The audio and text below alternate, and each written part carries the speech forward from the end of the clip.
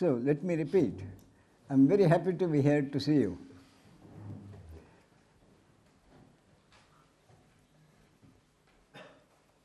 The important thing is that I may not be able to give you what you want. In fact, I shan't. I shall not be able to give you what you want. What I will try to do is to make you understand what it is that you want. All I can do is to try to make you understand what it is that you want. And at the end of the talk, I think you'll see the difference. But at the present, just bear that in mind. And I say it now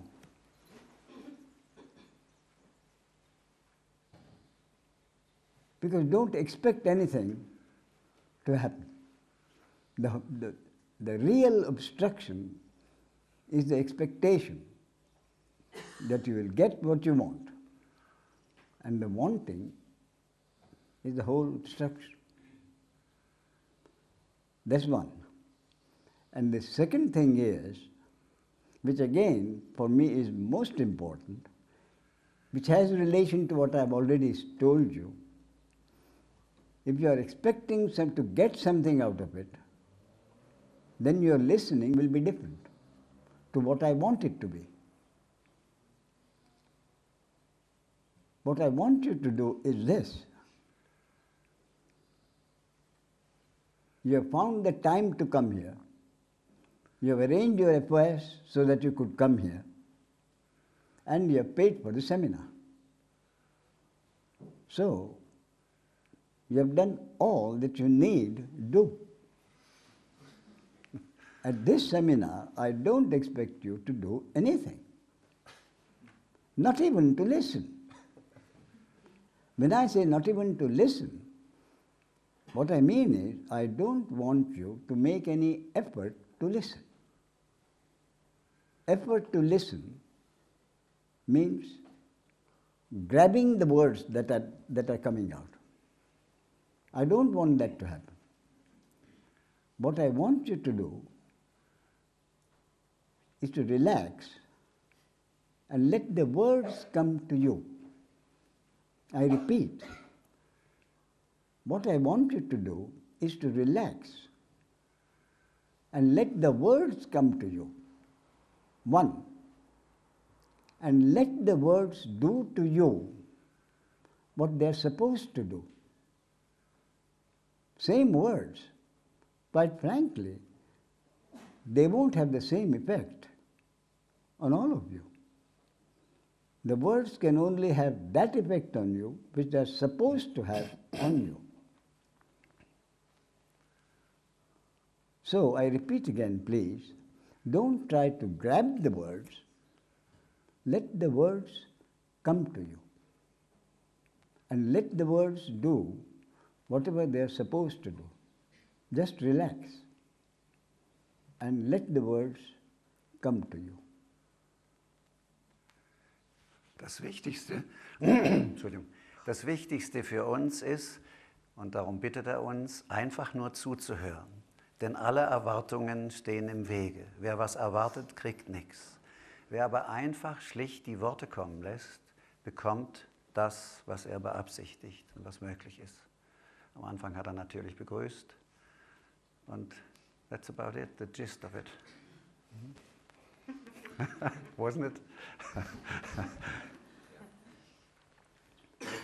So, the first thing I would like to say is that whatever I say is a concept. Whatever I say is a concept. My definition of a concept is this. A concept is something which some people may believe and some people may not believe. So concept is that which some people may believe, some people may not. On this basis, whatever any sage has said at any time, whether it is Jesus Christ or Prophet Muhammad or Lord Buddha or Ramana Maharshi, whatever any one of them has said is a concept. Whatever any scripture of any religion has said is a concept. A concept, I repeat, is one which some people may believe and some people don't. And that is why we have been having religious wars for 2000 years. Because they are all based on concepts. And yet, every religion tells you the truth, which no one can deny. So what is the truth? Is there a truth which no one can deny? Is there a truth which no one can deny? Someone may come to me and he says, "Look, Ramesh, I have studied the subject for 20 years. I have a doctorate in comparative religions. And I am not trying to make an impression. I am telling you what I feel from my heart. And that is that I cannot believe, not I don't believe, this is I cannot believe that God exists. He is entitled to it because God is a concept created by the human mind. But I would ask him, God may or may not exist. But do you doubt that you exist? Do you doubt that you are? I am, which no one can deny, is the only truth. I am. I exist. And this I am is not I am John or I am Jane or I am Robert or I am Henning or I am Heine. The John, Jane, Heine and Henning are that which veils or covers or hides the truth, which is the impersonal awareness of existence. I am, which is not a concept because no one can deny it. That is the only truth. The moment we depart from it, it's conceptual. And we go away from the truth.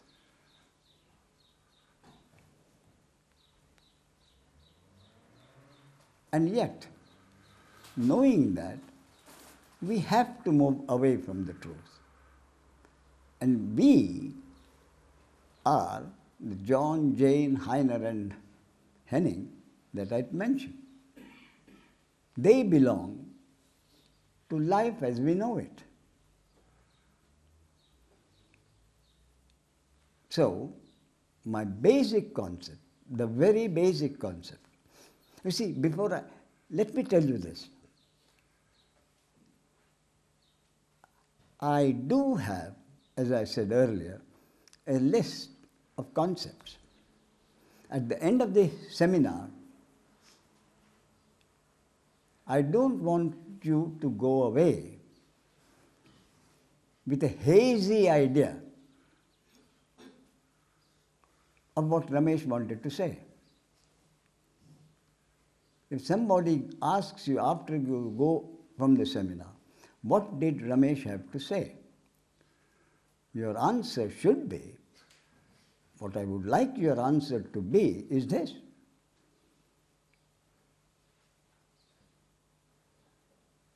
Ramesh has several concepts. 1, 2, 3, 4, 5, 6.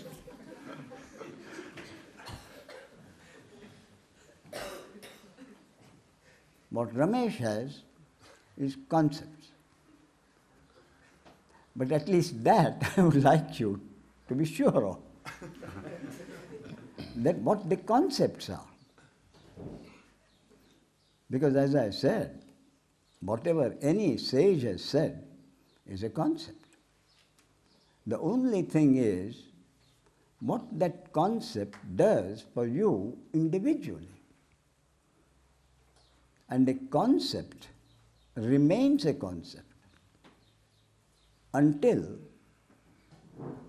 the basic concept is tried out from personal experience and is found to be true.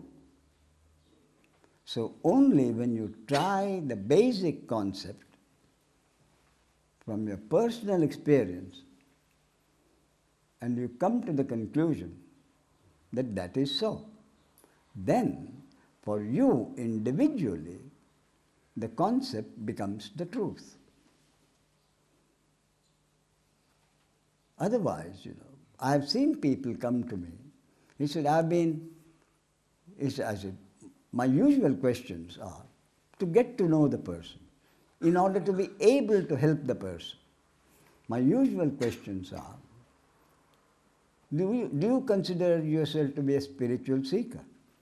And the answer is, of course, usually yes. So how long? You'll be amazed how many, especially recent years. The answer is, ever since I can remember. Ever since I can remember. That is the answer. You see? So I asked them, at the present moment, then they say, so I said, where have you been? Whom have you seen? What kind of reading have you done? And the amount of reading that has been done and the number of people I've seen is vast. So I said, with all that vast amount of reading that you have done and the people you have met, there must be some understanding. There must be some understanding about what you want. And two, some understanding about how you're going to get it and what you're doing to get it. And again you'll be astonished that the one who has been a spiritual seeker ever since he can remember, he or she can remember, does not have an answer. There is no clear understanding about what he or she wants, let alone getting what it. They're not sure about what they want. That I do not want. So only thing I do not want is confusion. Therefore I say, whatever I say is going to be a concept. But if at the end of the seminar you are able to jot down and say, these are the Ramesh's concepts, 1, 2, 3, 4, 5, 6, I shall be satisfied. And I have a confirmed belief that you will too, whether you get what you want or not. The important thing really is to know what you want. That is the important. So, my basic concept number 1, is this. All there is consciousness. What do I mean by consciousness? By consciousness, I mean the source, the one without the second. The source, consciousness, from which the manifestation has arisen, which you can, I would say, Consciousness at rest is the source. Consciousness in movement is the manifestation and its functioning. That is the basic concept. Consciousness at source, consciousness at rest, consciousness in movement. You can have that, call it whatever name you like. So long as this basic understanding of that whatever name you give it is the source, then there is no problem. But very often there are problems because this is forgotten. Many people, the scientists, would like to call it primal or potential energy and activized energy. Consciousness at rest, consciousness in movement. Potential or primal energy and energy activized. Nirvana and samsara, which the words Buddha used. But the basic point which Buddha also made is that the two are not two. Consciousness at rest and consciousness in movement, they are not two. That is the whole basic. All there is the source. What aspect of the source it is, it doesn't matter.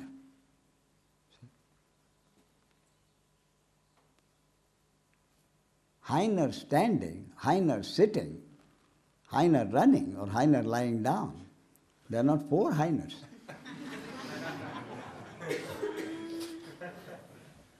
So, whether it is consciousness at rest or consciousness in movement, it is the same consciousness. Primal energy, the in potential form or the activized form, is the same energy.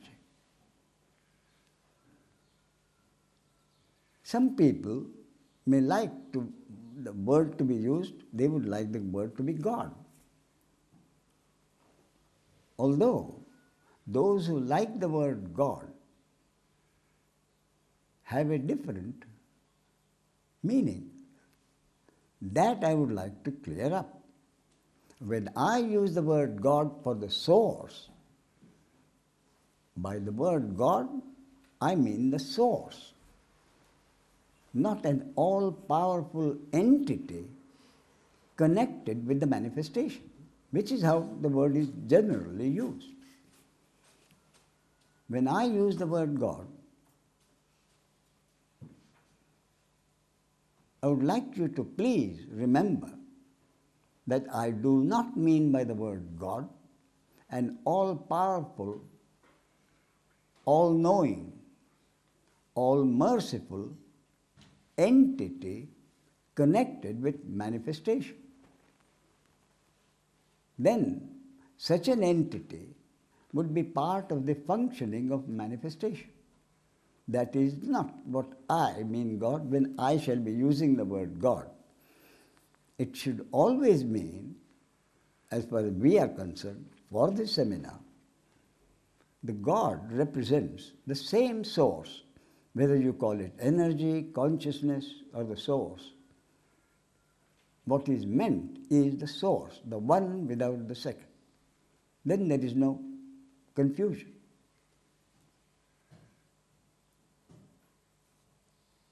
So,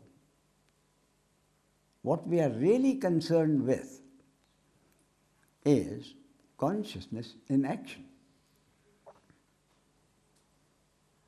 We are really not concerned when we are talking about consciousness. We are not really concerned with consciousness at rest, except to realize and never forget that the two are not two, the two are one. In the words of Lord Buddha, nirvana and samsara, nirvana is samsara and samsara is nirvana. They are not two. But we are really concerned, once that is kept in mind, then we are not really concerned with consciousness at rest. What we are really not concerned with is potential energy. What we are really concerned with is the activized energy or the manifestation in functioning or life as we call it.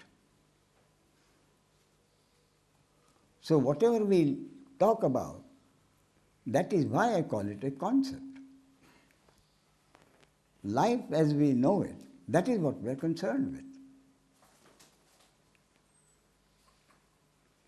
So, the basic concept is all there is a source or consciousness at rest, which is in movement, or energy which is activized. So what we are really concerned with is the activized energy or life as we know it. Now, life as we know it, the individual comes in, and that is why the individual human being is concerned with what life brings. So, my second concept is this.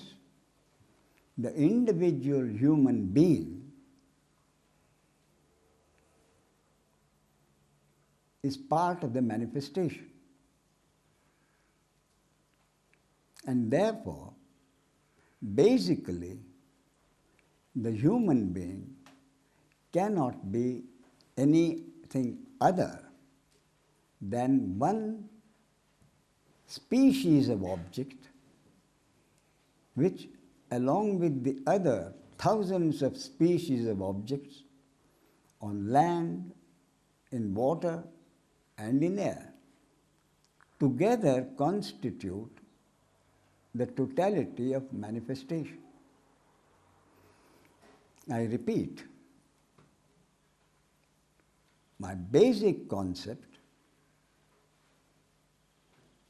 in the functioning of manifestation, my basic concept in life as we know it, is that the human being is one species of object which, along with the other thousands of species of objects, land, water and air, constitute the totality of objects in manifestation. That is the basic concept. And the human being is a species of object.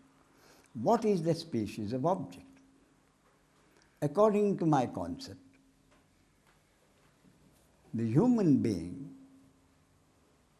is no more than a uniquely programmed object, a uniquely programmed instrument,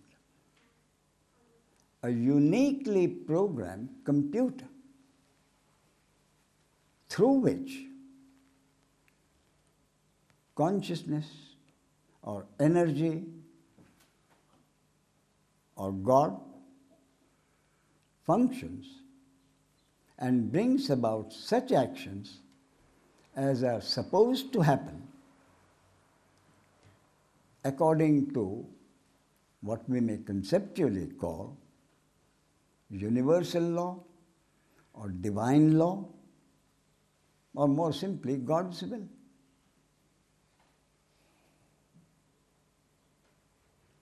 So, using the word God, my basic concept is, in life as we know it, nothing can happen unless it is God's will. That is my basic concept in life, in the functioning of manifestation. Nothing can happen unless it is the will of the source, it is the will of consciousness, or it is the will of God. So, the expansion of the basic concept is this. it is consciousness, or the source, or God, functioning through every human being. That is, consciousness or the source or God functioning through every uniquely programmed instrument or computer and bringing about such actions as are supposed to happen according to God's will. Precisely like electricity functions through all electrical gadgets and produces that which each individual electrical gadget is designed to produce. I repeat, consciousness or the source or God produces through each individual human computer that action which is supposed to be produced through that uniquely programmed human computer. Exactly as electricity produces through every electrical gadget only that which that electrical gadget is designed to produce. The electrical gadget does not complain because in the electrical gadget there is no sentience, there is no ego to complain.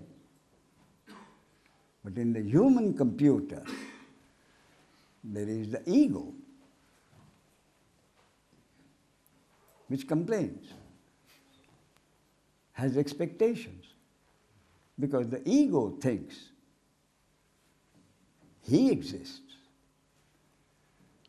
It is he who produces actions happening through his body.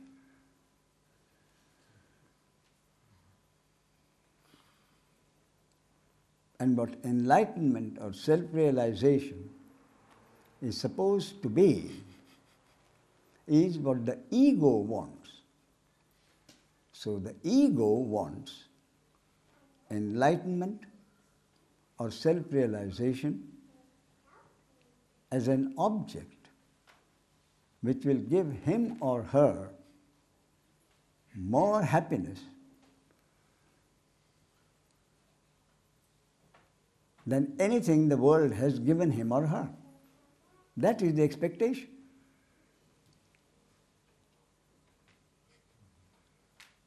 By enlightenment or self-realization is meant an object that will give the human being more happiness than the world has been able to give him or her.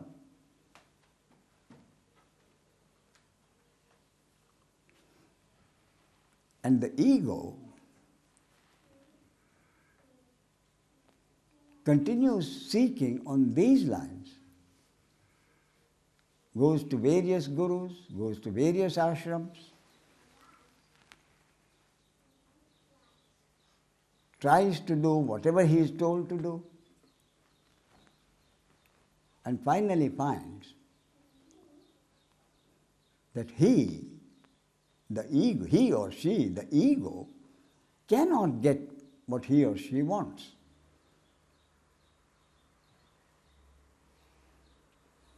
And the seeking for enlightenment or self-realization, which begins as a seeking for an object which will give him happiness, ceases only when the ego comes to the conclusion that the ego cannot get what it wants, that it is naturally impossible for the ego to get enlightenment or self-realization. Because The ego finds from personal experience, I repeat, the ego ultimately finds from personal experience that he or she is not the doer of actions which happen through that body-mind organism. That self-realization or enlightenment can happen only with the realization that the ego really does not exist.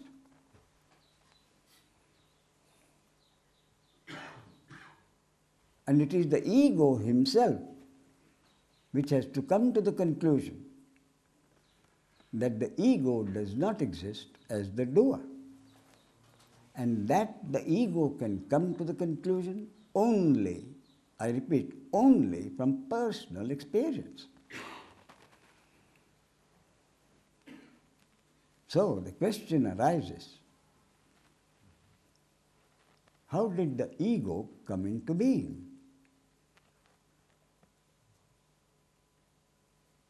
The ego who wants self-realization. And the ego finally comes to the conclusion that he does not exist. The ego does not exist. So how did the ego come into being in the first place? I mean, there is no confusion about that part of it. Every sect, every religion will tell you that the ego, it is the ego which is the cause of your unhappiness. The only problem is that many of them tell you that you must get rid of the ego. Mm-hmm. That is the whole problem. You are the ego. And you are told you must get rid of the ego. You see? That is the whole problem in obstruction. You are told to get rid of the ego. Oh, they help you. They help you. They give you a list of things to do and a list of things not to do. You see? And then you say, look, I did my best, but the things I'm supposed to do, I don't do. And the things which I'm not supposed to do, I can't help doing. What do I do? Work harder. You see? You must work harder. How hard? Oh, they have a simile for that too. You see? You must work hard. As you would, you work hard so that you will want it that much intensely, as much as you would want a gasp of air when you are suffocating. You must work harder. You see? And then you find, after 20, 30 years,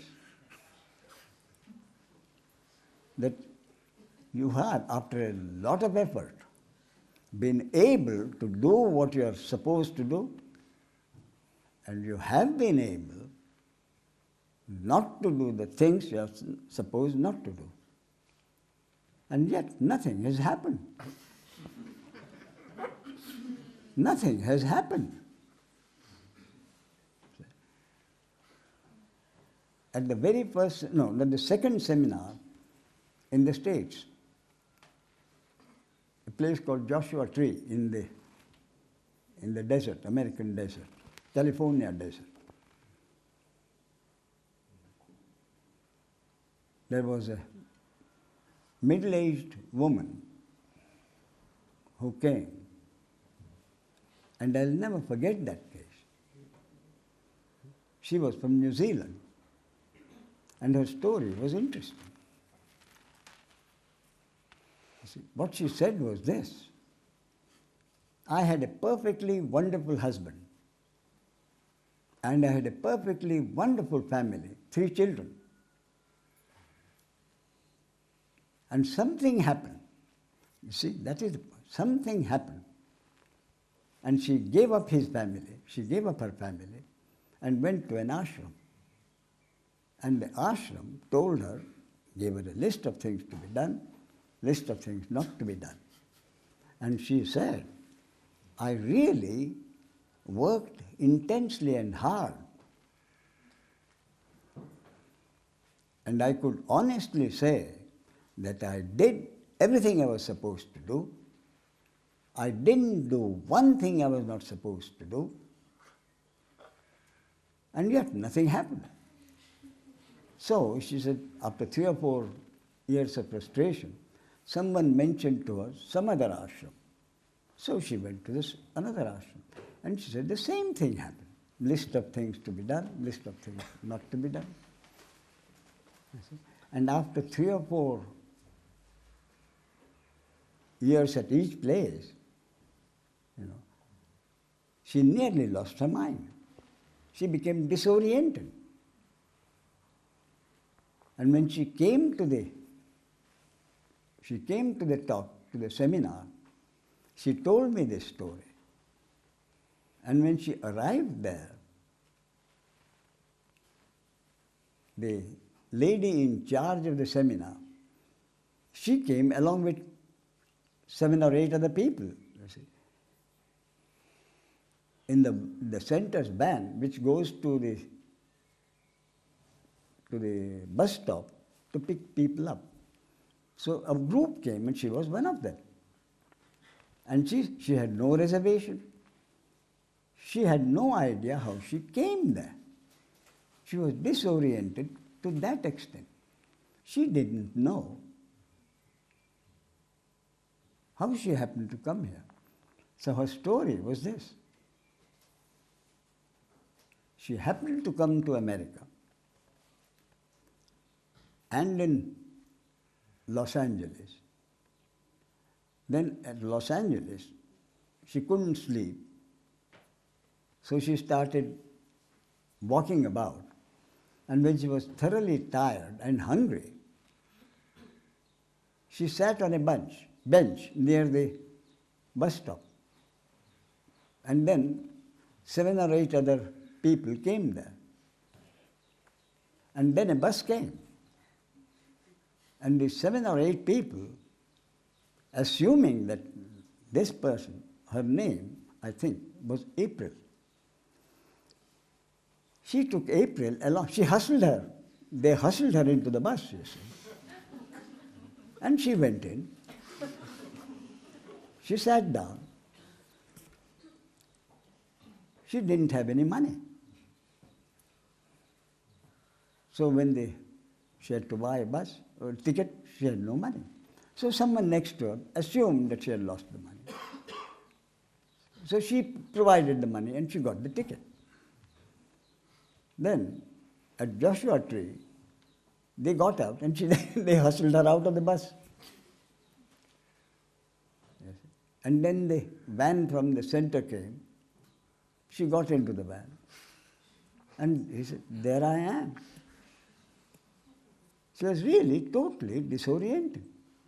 So then the kindly lady in charge of the seminar, or not seminar, the charge of the center, made an arrangement with her that she could attend the talks and stay there, and in return she would help the center with certain work in the kitchen or wherever. Then the first time I had a talk with her, at that I used to have a talk with each of the participants. This was her story. So I said, well, now that you're here, attend the talks and we'll see what happens. And while she was talking to me, she was weeping all the time.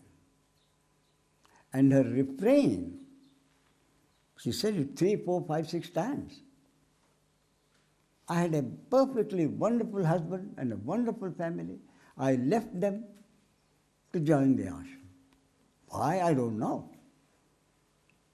And then all this, I did everything I was asked to. I didn't do one thing which I was not supposed to. why am I in this condition? Why me? That was her refrain. Why me? I've done everything I asked to do. And she was weeping all the time. And my wife, who was in the next room, she found the case very pathetic, and it would be. Then the next day, the talk started. And the first day, she was flat on her stomach, with her head on her hands, weeping away, hardly listening. Then the next day, her head came up. She started listening. Then she gradually sat up and began to listen with more interest. Very soon, she started asking questions, intelligent questions, because for 12 years, she had done some intense work, miserable work, but intense work. So she had a certain understanding, and her questions were intelligent questions, which the others appreciated. To make the story a short one, by the end of the seminar, her questions ceased, and she was grinning and laughing all the time, and kept muttering, "This is so simple, this is so simple." You see? And the others who had seen the whole thing from day one couldn't believe it. So finally, when people left, they also had a talk with me. So this lady came to my room and we were talking, and she was grinning and laughing all the time, repeating her understanding. What the understanding was, very clear, nonetheless conceptual, but it was very clear. And my wife, who had seen her the first day and the last day, when she left, my wife says, "If I hadn't seen it, I wouldn't have believed it." The transformation was so deep. And the whole basis of it is, how can the ego himself or herself come to the conclusion that he or she doesn't exist as a doer? The ego exists because the ego thinks he or she does whatever action happens through the body. That is the basis of the ego, the sense of personal doership. The sense of personal doership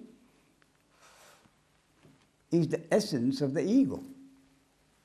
Therefore, again, when someone uses the word ego, I ask them, what do you mean by the ego? And many people do not have a very clear idea of what the ego is. They say ego is identification with the body.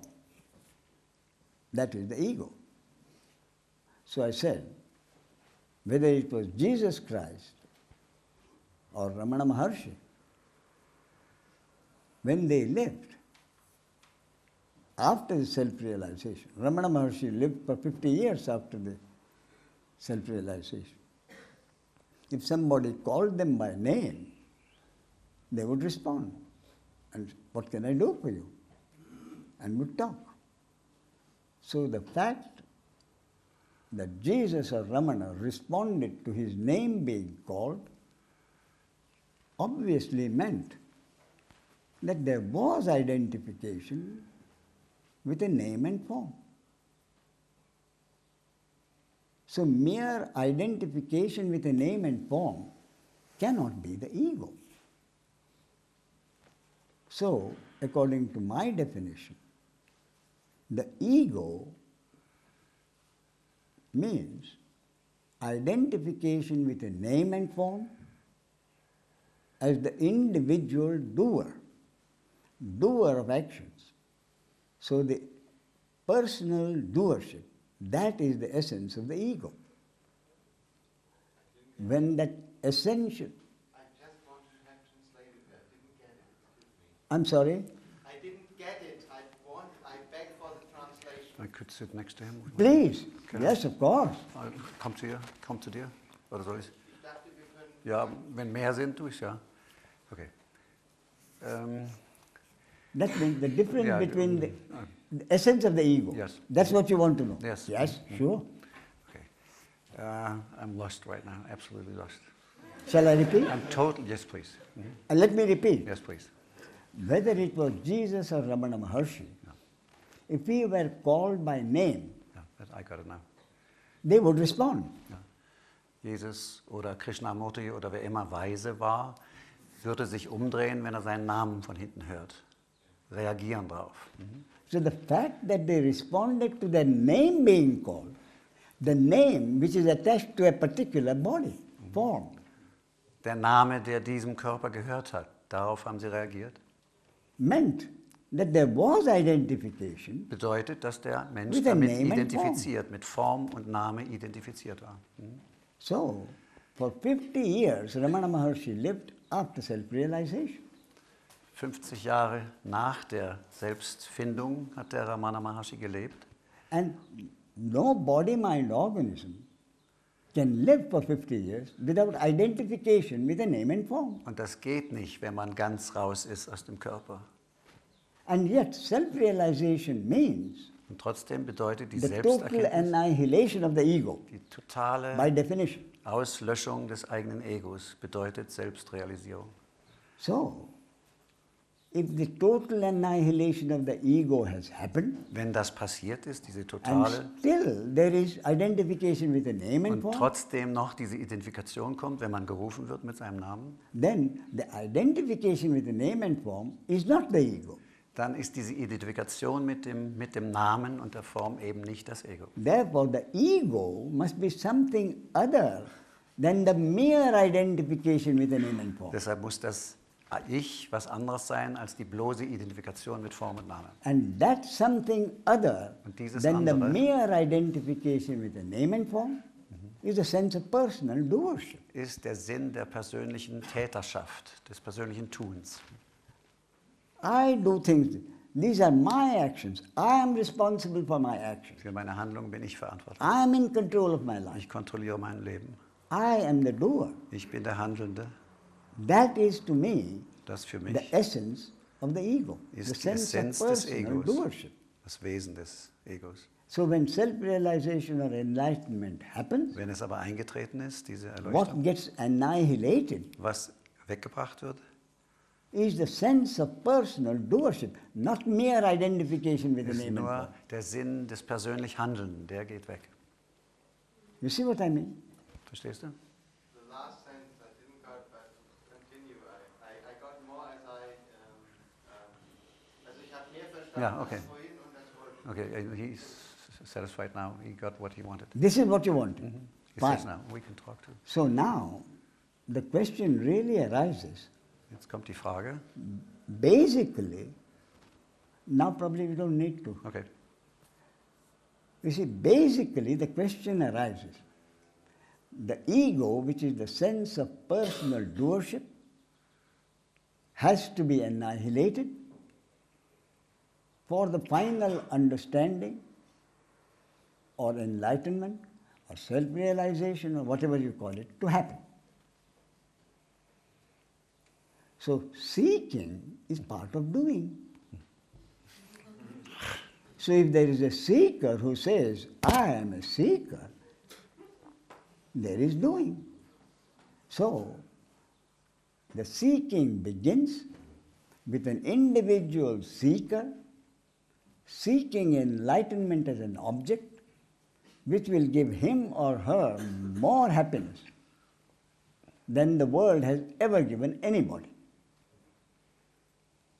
And enlightenment or self-realization happens when there is the realization that there never was an individual ego, that there never was an individual seeker, that there never was an individual self to be self-realized. You see?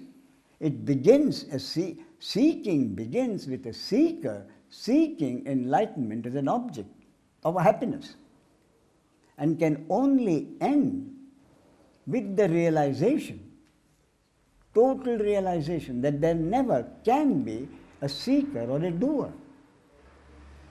Only that means the end of the ego. So what I'm saying, coming to is, it can only happen. Your name is? My name is Herbert. Robert? Herbert. Herbert. So Herbert, what I'm coming to is this. The ego can never achieve this final understanding. The ego can only be brought to that understanding by personal experience. And that can only happen according to my second concept, which refers to life as we know it. So my second concept, first concept, let me repeat, is the source is all there is, from which has appeared this manifestation and its functioning, which is life as we call it. And in life as we call it, my basic concept is that it is not the individual computerized human body which produces anything. But nothing can happen unless it is the will of God. And when I mean God, remember, I mean the source or consciousness, not an entity connected with manifestation. Nothing can happen unless it is the will of God. And if what happens is also what you willed as an individual, it simply means that what you willed coincided with God's will. If what you willed did not coincide with God's will, it didn't happen. That is what you find from personal experience.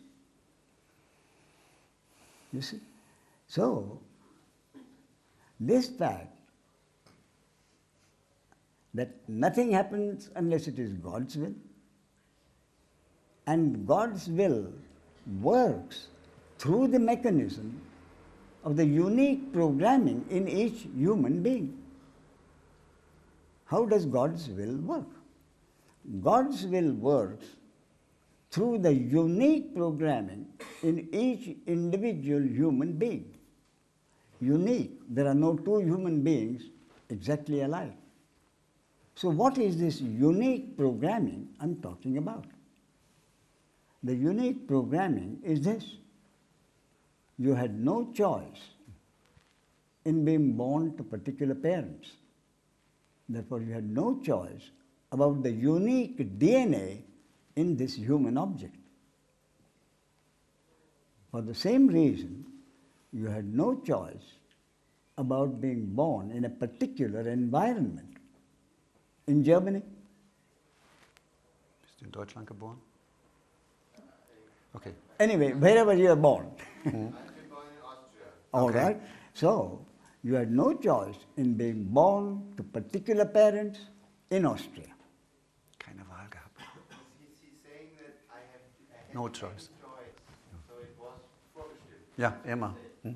Yes, predestined. So, this unique DNA and this environmental conditioning which you have been receiving from day one.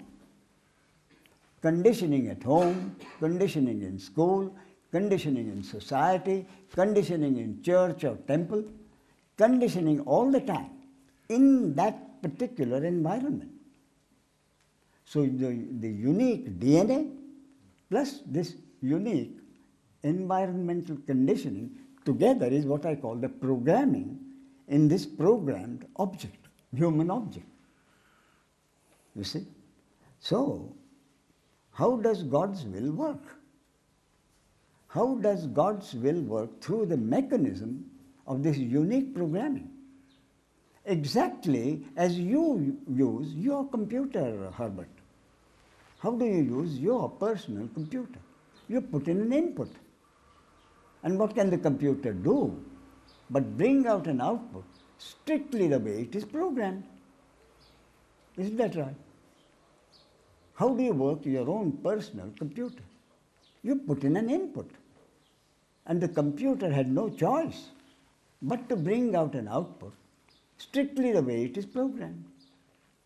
Only thing is, that your computer does not have an ego who says that output is my output. But the human computer has an ego. So he says, this is my action. So how does that action happen? How does God's will bring about that action? As I say, exactly the way. That is, God or the source or consciousness or whatever you call puts in an input into this human computer. What is the input? The input is a thought comes to you. A thought. Danke. You have no control over what thought is going to come next. That thought may be a new thought or some thought from the memory. That makes no difference. And what thought is going to come next is not in your control. Similarly, what will be seen next or heard next or any of the senses, what will be seen next or heard next or smelt next or tasted next or touched next, not in your control. That is the input.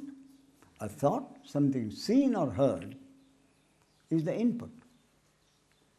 The brain reacts to that input strictly according to the programming and brings out an output. That's all it happens. And that output is an action. And the totality of these outputs, the totality of these actions through every one of the billions of human computers at any moment is what is happened at that moment in the whole world. Life as we know it is the totality of actions, totality of outputs brought about by God or consciousness as the source through every one of the billions of human computers, and the totality of that is what is at this moment. But the individual human being says, it is my action. Whereas, according to my concept, I repeat, according to my concept, it is an output over which the individual had no control. Let me give you an example. 3 people see the same thing. They see the same thing. Or thought arises about something they had seen earlier. That doesn't matter. So, something is seen. 3 different people. So, the brain reacts to what is seen. In the case of one, anger arises. What is seen brings about anger. In another case, it brings about fear. You see? In the third case, it may bring about compassion. So in the case of anger, is the arising of the anger or fear or compassion is the natural reaction of the brain to an input over which it has no control, according to the programming over which it has no control. Therefore, the arising of the anger or compassion or fear is not the ego's action. It is a natural reaction of the brain to an input over which it had no control. let me put it also. Now, if these three body-mind organisms were the body-mind organisms of three sages, same thing would happen. So, at this point of time, at this point of action, anger, fear or compassion, the same reactions would happen in three body-mind organisms with three different kinds of programming, whether or not enlightenment had happened. You see what I'm getting at? Up to now, it's a natural reaction of the brain to something over which nobody had any control. So whether they were the body-mind organisms of ordinary people or they were the body-mind organisms of sages makes no difference. Anger arises or fear arises or compassion arises depending on the programming. You see? The ego comes in after this. How? The man who says anger arises, he says, the ego comes in and says, what I've seen is terrible. I go to Bombay for a vacation, and what do I see? Beggars surrounding the car every time I stop at the traffic signal. Anger arises. You see? So this, I am angry because I don't like what I have seen, is the complication of the ego, involvement of the ego. In the case of a sage, anger may arise, but not that someone should do something about anger arises. And what is more, the anger having arisen may give place to compassion. But there is no individual ego to say, I am angry. Or, I am afraid. Fear may arise. If the programming is such, if the programming makes that body-mind organism timid, fear may arise. So the arising of the fear has nothing to do whether the body-mind organism is that of an ordinary person or a sage. The difference comes later. The ordinary person says, I was afraid. My friend was not afraid. I shouldn't be afraid. I must be brave. I must go to a therapist. That is the involvement of the ego. Not wanting, not accepting what has happened. Where does the involvement of the ego come? Not accepting what is arisen. But fear arises. The sage says, all right, this body-mind organism is bound to be timid. So fear will arise. And fear may take any action. Fear may make me run away. All right, the body-mind organism runs away. It's like, I am not running away. Running away has happened. So the involvement of the ego happens when the ego reacts to the natural reaction.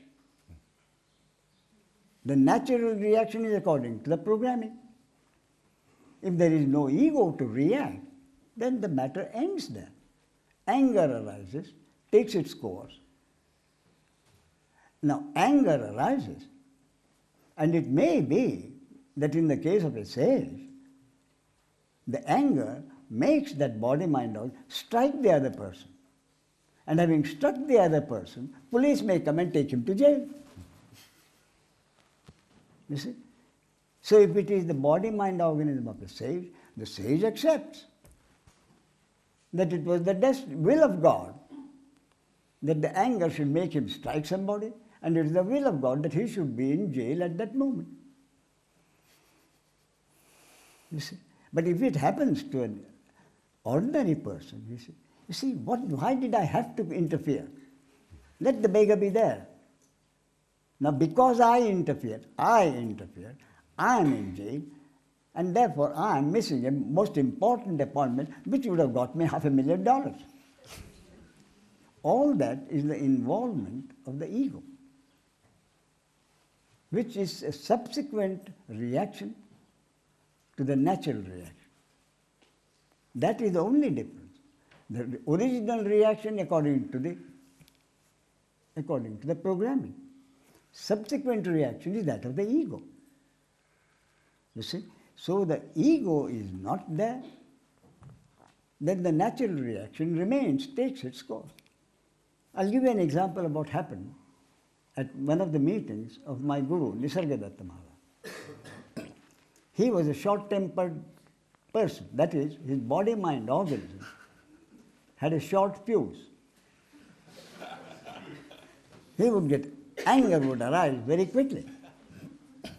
So once, someone asked a question, and anger arose. So Maharaj said, "You have been coming here for 6 years, and you ask a stupid question like that?" Anger arose. You see? Then the same man he knew Maharaj. So he gave a funny answer. And Maharaj's laughter was the loudest. One moment, anger. The second moment, amusement and laughter. What would have happened in the case of an ordinary person?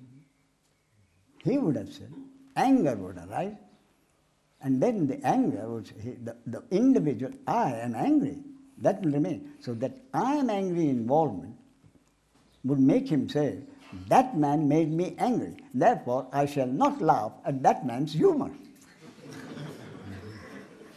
I shall not laugh. That didn't happen. One moment anger, next moment laughter. You see? Yes. I think you will have to have a...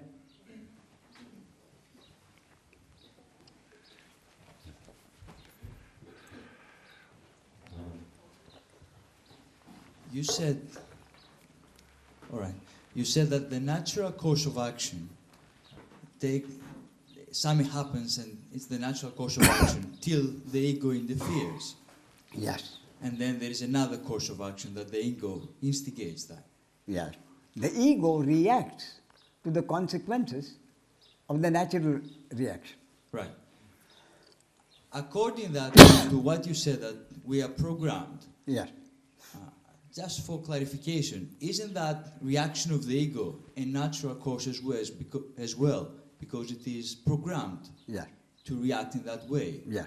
Or not? Sure. That also. The ego also reacts according to the way it is programmed.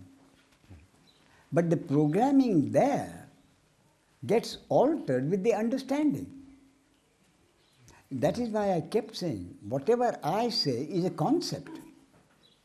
So what happens to the concept? What concept is conditioning? So conditioning is happening all the time. What do you think is happening now? Your name is? Spiros. Spiro. So Spiros, what is happening now is conditioning. Make no mistake. You are not listening to the truth. You are listening to concepts. And listening to concepts is conditioning. But what this conditioning may do, is that the latest conditioning can alter your existing conditioning. Alter, amend, change, transform.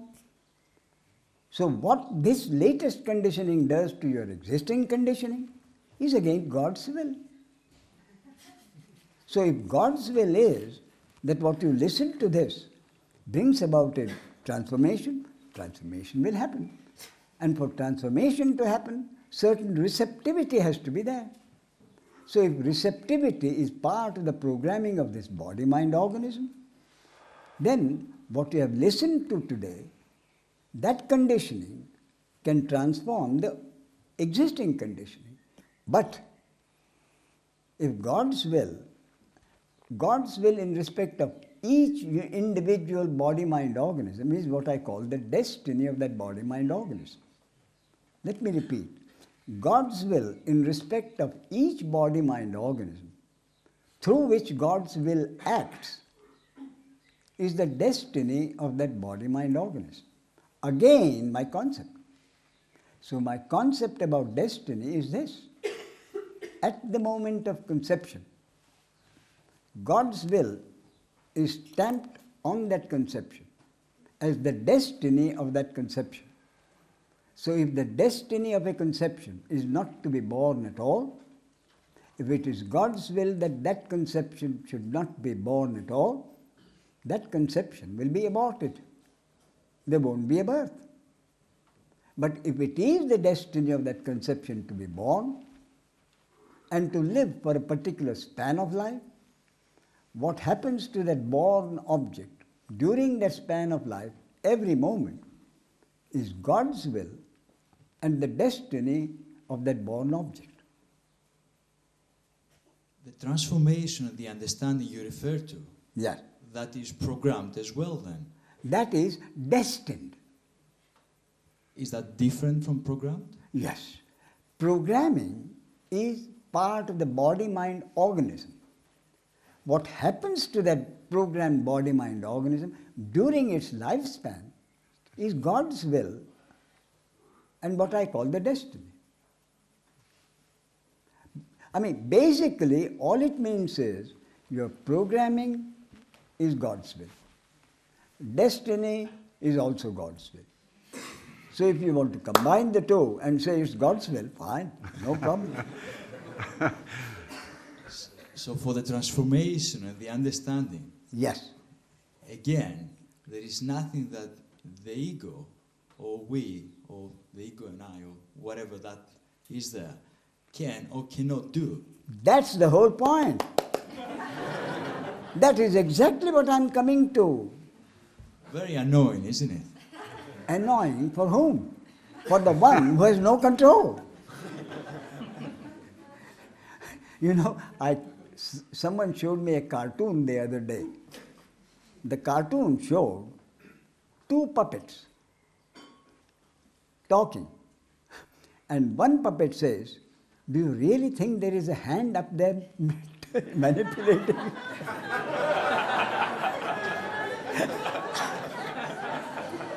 Thank you. No problem.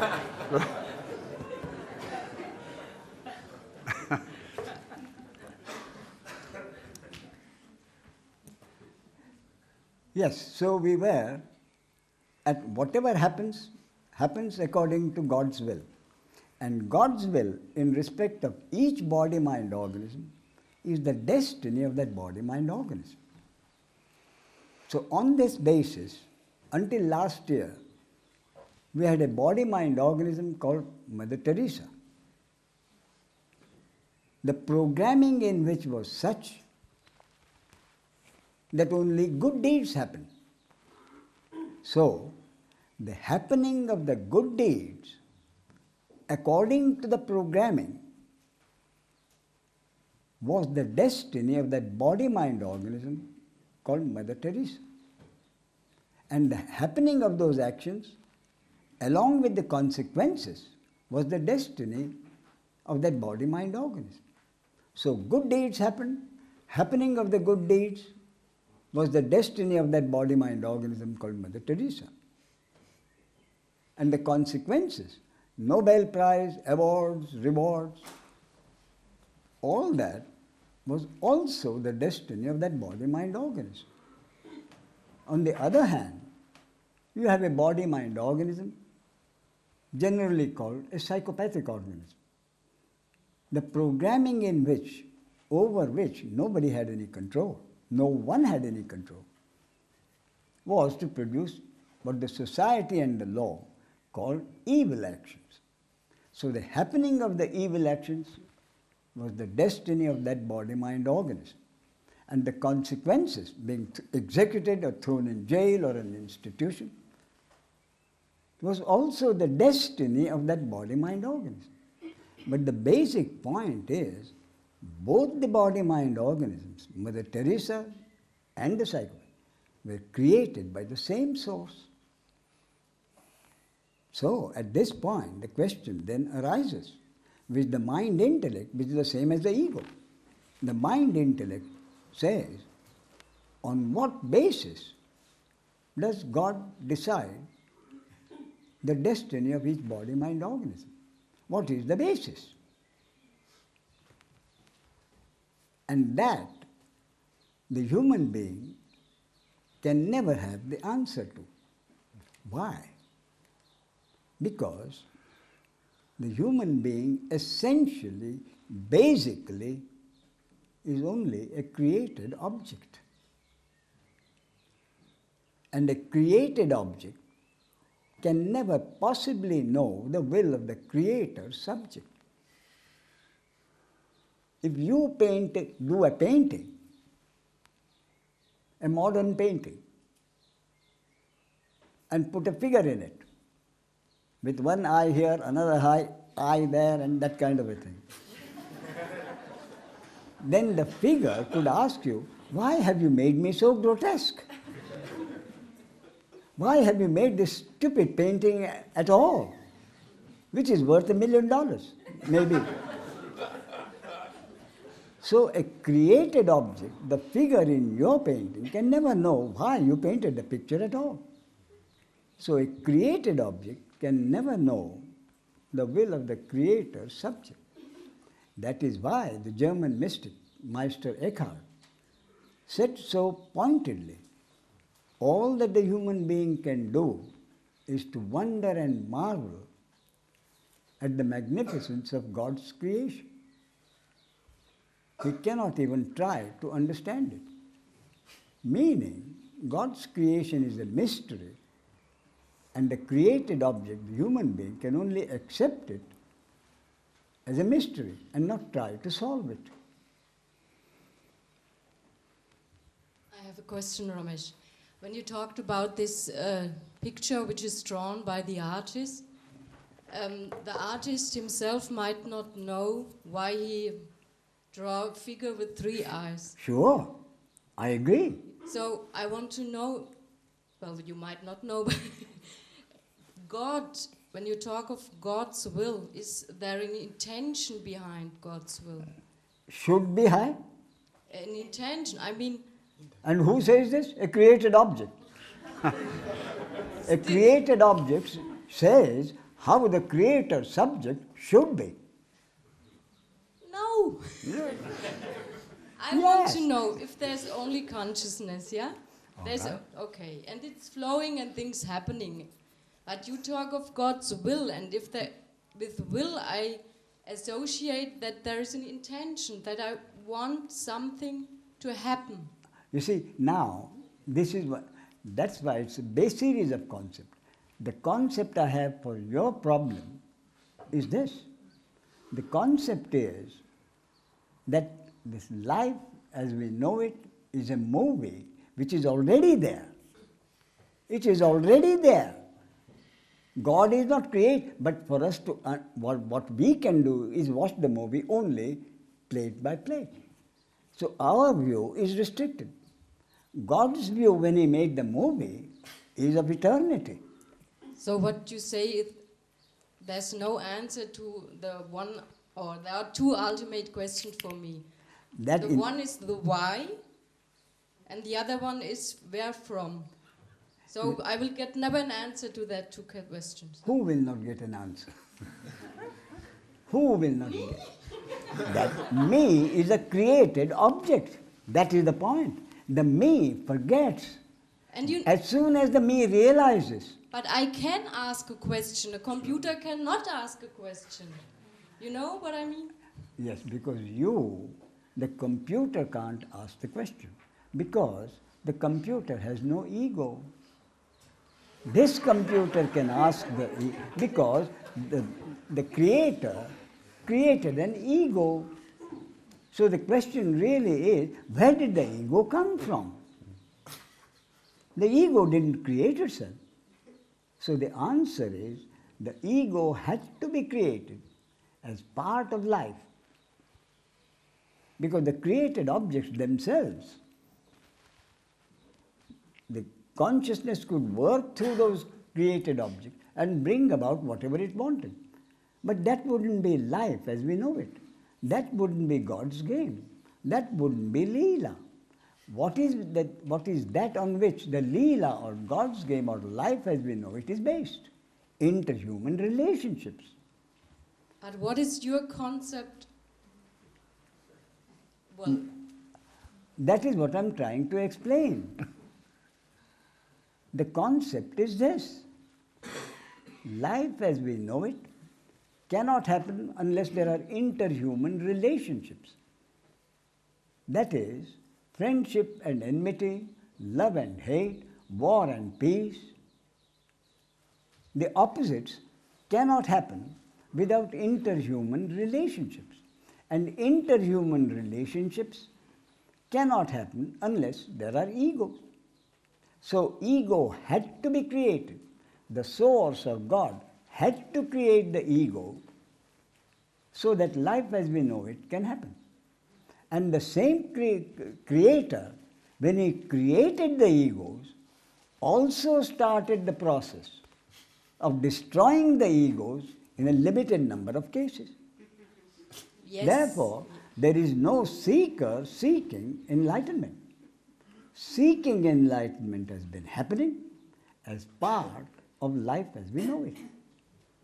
Seeking began because it was God's wish, or that seeking should happen as a very small percentage of the totality of egos. So even that seeking is not your choice. And that is part of the understanding, that the ego did not choose to seek enlightenment. The seeking began because it was part of God's will. And because it was part of God's will, certain limited number of body-mind organisms were programmed in such a way that seeking spirituality or seeking enlightenment could happen. And in the majority of cases, that programming did not have this bit which started the seeking.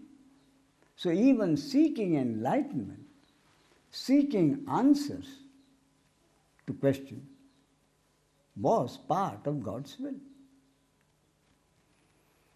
And I'll never get an answer.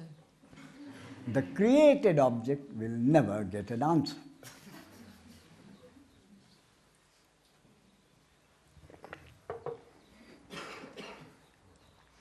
Yes.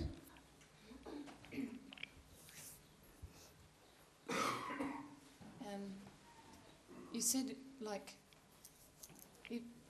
if there's an anger reaction, then the ego thinks afterwards, Yes. I did the wrong thing. Or, Yes. and if the sage has anger, then there's just anger, and then there can be laughing or... And the anger will take its course. Who, in the case of the sage, who is there, or who notices the anger arising? Or The anger arises as a part of the programming in that body-mind organism. What happens later is where the sage or no sage comes in. Anger arises and takes its course. Let me give you an instance. There are two people walking along the road. They're friends. One man happens to have the understanding and may be called a sage. The other person does not have the understanding and may be called an ordinary person. They're both walking along the road and they see a woman being molested. You see. So one of them goes and rescues the woman. But in doing that, he hits the man. Therefore, being hit, policemen come and they take both the people away and put them in a jail. You see? So, if it was the sage who is in the jail, the sage will accept that the anger arose and took its own course according to the destiny of this body-mind organism. In other words, the sage will accept that at that moment it was the destiny of that body, mind, organism of a sage to be in jail. The ordinary man will get involved in what has happened, in the anger and its course. And the ordinary man will say, I had no business interfering with something. It was the policeman who should have taken care of the woman. Why did I interfere? Now here I am in jail and have missed a business appointment, which could have gotten me a big profit. That is the involvement of the ordinary person. The sage sits there and says, we'll see what happens. You see, there's a story about this. A rabbi used to go every morning on his rounds, meets the people, do whatever he can for them, come back home. A policeman close by used to see this. So being a policeman, he kept, where is he going? What is he doing? Is he cheating somebody? Goes regularly out. So one day he called the rabbi and he said, Rabbi, where are you going? And the rabbi says, I don't know. And the policeman got angry. And he put him in jail. At least for a couple of hours. That I suppose the policeman had the right. So he put him in jail. You see? And after 2 hours, because there was nothing against him, he let him go. So, while leaving the jail, the rabbi says, you see, I didn't know. I didn't know you were going to question me and put me in jail. But that was accepted. Who is it who's doing the accepting? The acceptance happens or it doesn't happen. The acceptance really is the understanding. The understanding in action is acceptance of whatever the situation. If there is no understanding, then there is no acceptance and there is involvement. I shouldn't have done this. I am in jail now for something I need not have done. That is the involvement.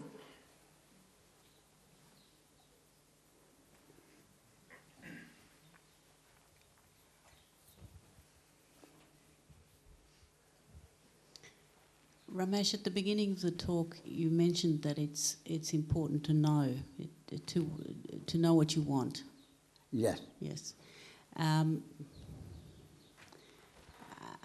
I saw you 18 months ago, and much has happened from the understanding of the teachings. And there is confusion and grief because more and more and more I just don't know. There are huge gaps in the knowing. And it freaks me out some of the time. And some of the time it's a great relief. So, I don't know. So what does a seeker want? Self-realization. Let's use the word self-realization. You see? But the seeking begins, as I keep saying, wanting self-realization as an object which would give him pleasure, more happiness. But the real self-realization can only happen if it is the will of God and the destiny of that body, mind, organism. And self-realization means the realization that there is no self as an individual to acquire self-realization. You see? And when does this understanding happen? That there never has been a self. Only when there is no world. You see? And when is there no world? So that there is no small self, individual self. In deep sleep. In deep sleep, there is no world. There is no individual self. So, in deep sleep, there is self-realization. You could say that there is self-realization. But that self-realization doesn't last. Because when you wake up, the world is there, the me is there, the involvement is there. You see? So, the real question is, how can self-realization happen even in the waking state when the world is there? Isn't it? So the real question is, how can self-realization happen even in the waking state, when the world is there and therefore the me is there? That is the real question. So who the me who says the self is there is the ego. So the basis of self-realization throughout, including the waking state, is the prevailing of that which exists in deep sleep. If that which exists in deep sleep and creates self-realization happens also in the waking state, then the same self-realization will happen in the waking state. So what is the condition in deep sleep which brings about this self-realization? That condition is that there is no me, an individual doer. That is, the ego is not present in deep sleep. Ego as the doer, the individual doer, is not present in deep sleep. Therefore, there is, you may call it self-realization, you may call it peace, which is the result of self-realization. Peace, calm, there is peace.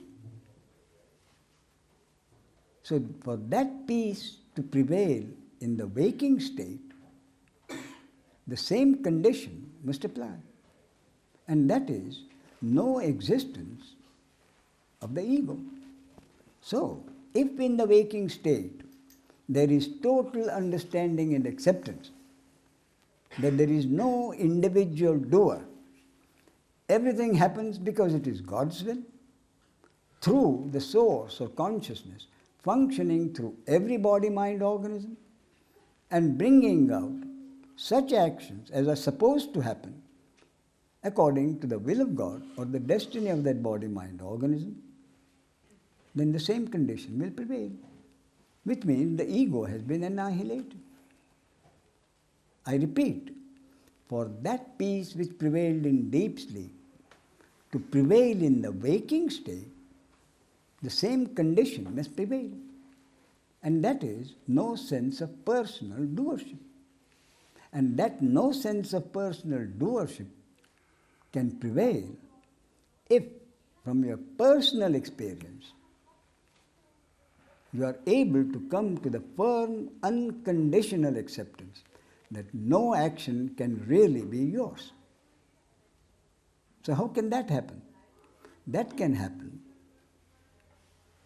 if at the end of the day you are able to take some time off, 10 minutes, 20 minutes, 30 minutes, sit back quietly, think of any action that has happened during the day, investigate it, find out, was that really my action?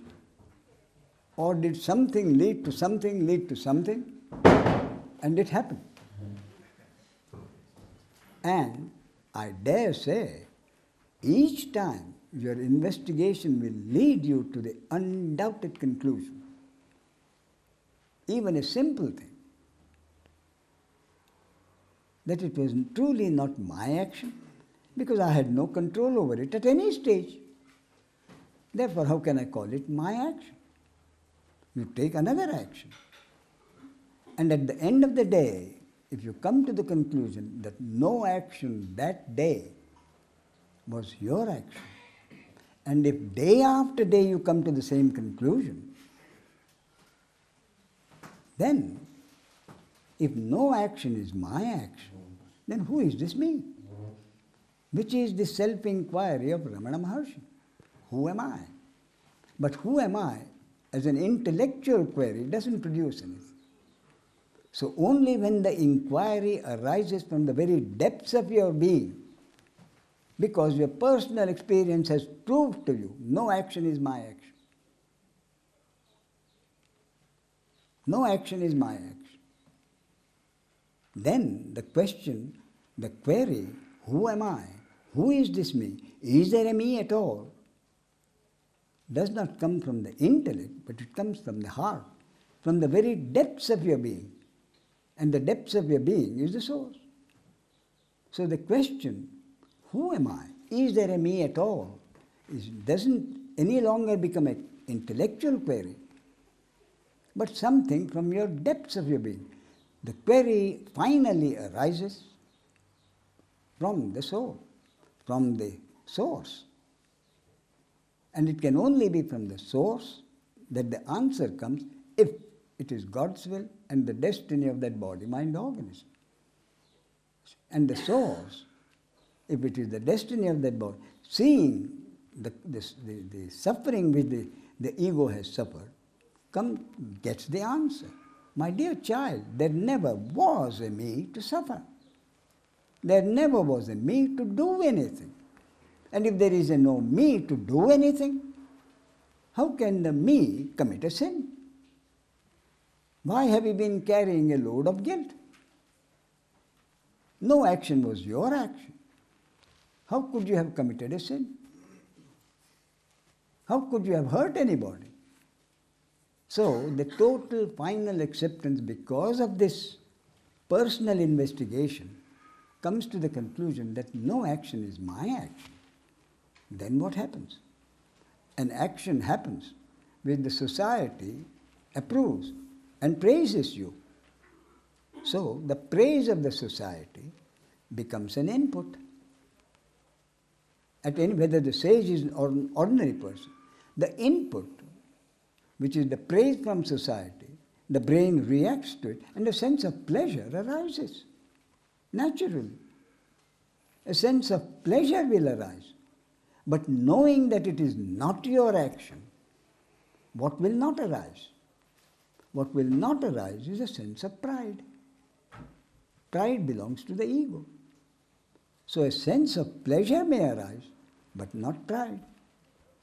Supposing the action has hurt somebody, and the society says that was a bad action, then a sense of regret may arise as a result of the brain reacting to the reaction of the society. A sense of regret or displeasure may arise. But what will not arise, knowing that it was not your action? A sense of guilt cannot arise. It is not your action. You see?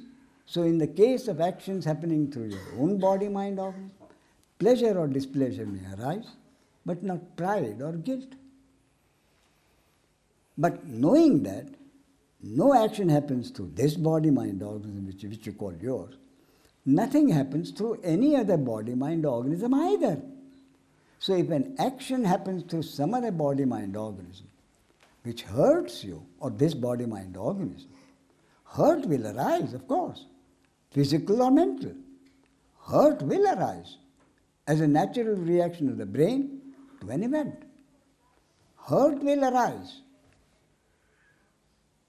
but not hate. No one has done anything. No one is capable of hurting you. No one is capable of doing anything. You see? So, hurt may arise, but not hate. So, the total acceptance that no action is my action, and therefore no action is anyone else's action, brings about what? No pride, no guilt, no hate, no envy. Isn't that really what you are looking for in life? And calling it enlightenment or self-realization? That's why it's so simple. All that is to be understood is that no one does anything. Everything happens because it is God's will. And that understanding can happen only if it is God's will. And the destiny of that body, mind, organism. So, let the seeking which began with God's will take its own course. Why are you concerned in the meantime? Enjoy life as it happens. Yes.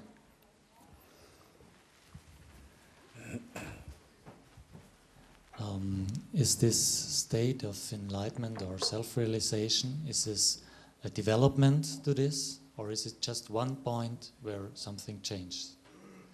Development means that it goes step by step, and I know how it is. Then I go out and I come in. If you mean, is this a process? Yes, of course it's a process. But how long will that process last? will depend on God's will and the destiny of that body-mind organism. You see? But it is a process. Because of some saints are explaining it, if it would be just one point, if they have one point of enlightenment and then they had it from this moment on. So that point of enlightenment, according to what I've just said, will be that point when the answer comes from the source. My dear child, there never was a me to suffer. That is the point of enlightenment. That there never has been a me to do any action, either me or someone else. So if there is no me to do any action, no pride, no guilt, and there is no one else to do any action to hurt me, no hate, no envy. You see? Which means peace, even in the waking state. Yes. Shall we make that the last question for this morning, please? My background is, I'm a Buddhist priest, and I've been reading your work for the last few years, and although I do know that there is no doer of the action, in the inquiry as it moves into what you're calling that place of the heart, would it make sense to act as if you were totally responsible for your own actions, yet you cannot control the result?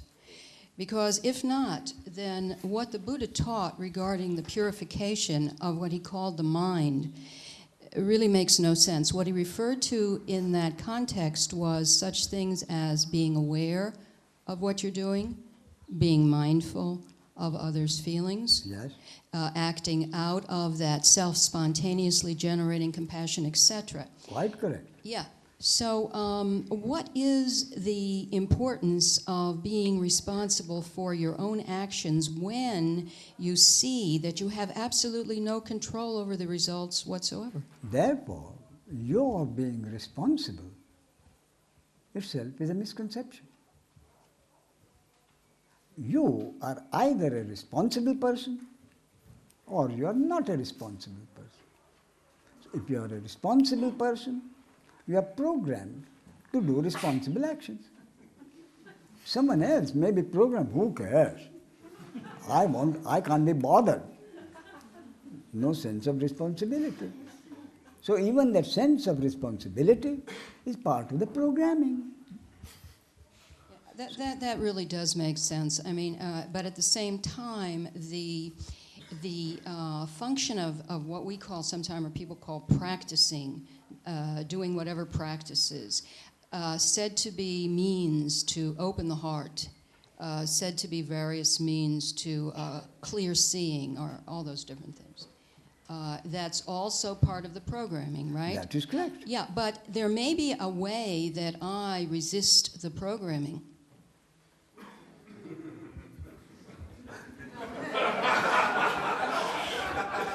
Oh, you see, that is exactly what happens.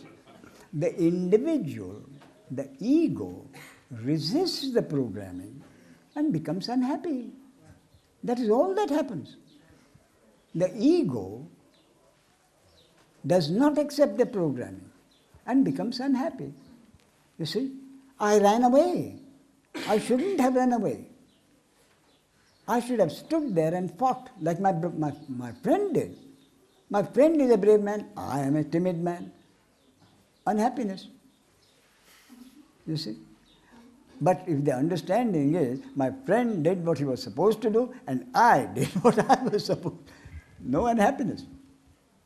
You see? Yes. That is the acceptance. Right. Acceptance of the programming and acceptance of the destiny.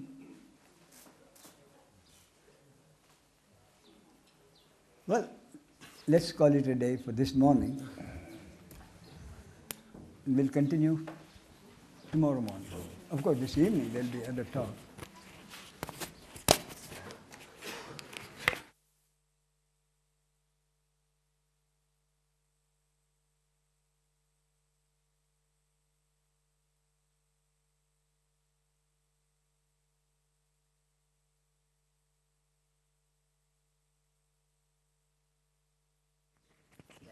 It's rather interesting.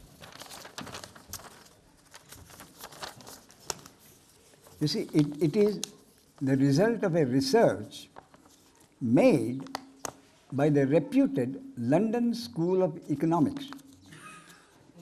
Not some riff-raff organization, not like some riff-raff Advaita organization. It was done by the London School of Economics, which is as practical as you can imagine. I say that because I came from that school. Well, this is interesting. The title of this brief article is this: The Bangladeshis are world's happiest people. Bangladeshis are the world's happiest people, and they are one of the world's poorest people. So let me read this. You see, London, December 9. Would you believe it? Bangladesh is the happiest nation in the world. The United States, on the other hand, is a sad story. It ranks only 46th in the world. Happiness survey. That's way behind India, 5th happiest place in the world. And others, including Ghana and Latvia, Croatia and Estonia,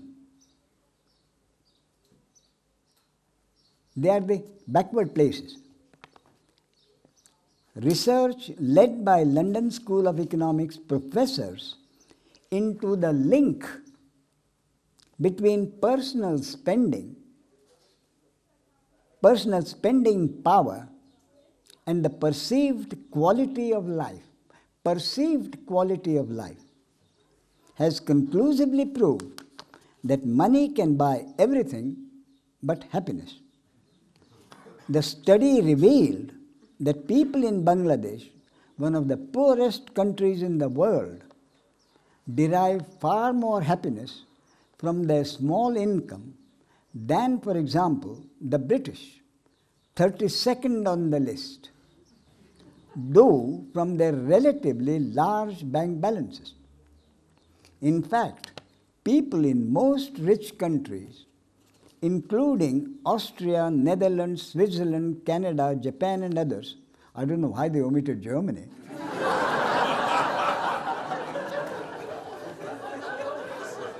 are much more unhappy than their poorer counterparts in countries like the Dominican Republic and Armenia.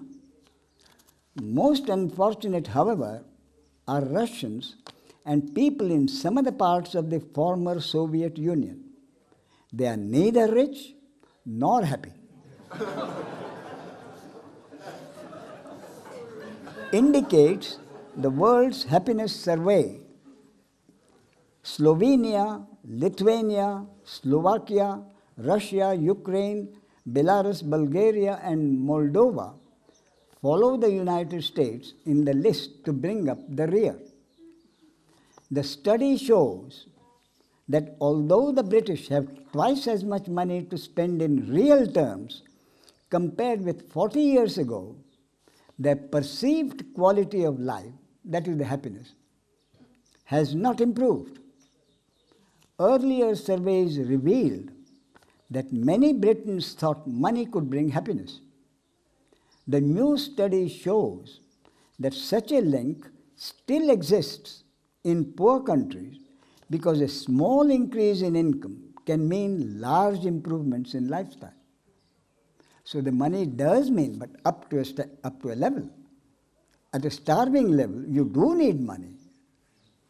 But once beyond a certain line, money doesn't mean that much. So he says, beyond a certain income level, that direct relationship breaks down.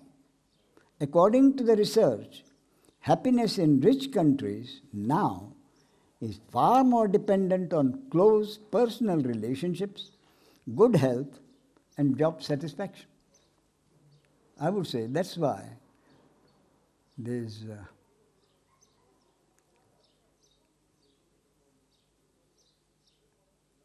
psychological workers, the psychotherapists, do so well. Because their unhappiness is really based on misconception. So that's what it is. I thought you'd be interested.